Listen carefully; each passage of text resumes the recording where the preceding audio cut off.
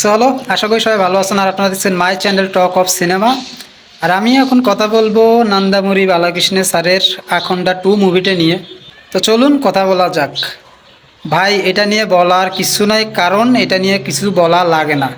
যারা আপনারা 1 নাম্বার পার্টটা দেখছেন, যারা আখন্ডা দেখছেন, তাদেরকে কিছু বলা লাগে না, কারণ সেটা সবাই জানে। যারা যারা দেখছে ওই মুভিটার মধ্যে অ্যাকশন ডিজাইন বলেন, স্টোরি লাইন বা স্ক্রিন প্রেজেন্ট এত ভালো।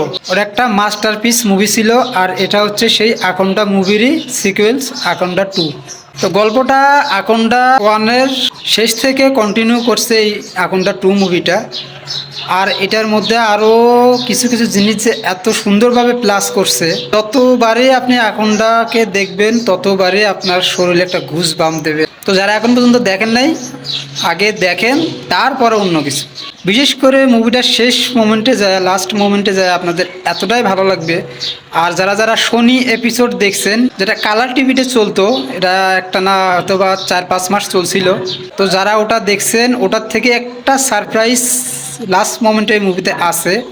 একটা ক্যারেক্টার নেওয়া হয়েছে ওখান থেকে। আর তাকে তো আমরা শনি এপিসোডের মধ্যে দেখছি কত সুন্দরভাবে তার ক্যারেক্টারটা সে ফুটাইছে।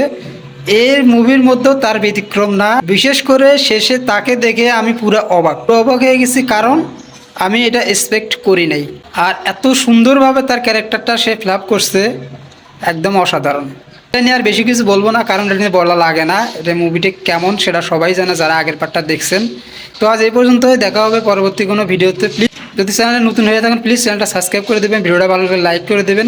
আর যারা যারা মুভিটা দেখছেন তাদের কাছে মুভিটা কেমন লাগছে সেটাও কমেন্টে জানিয়ে দেবেন। দেন বাই।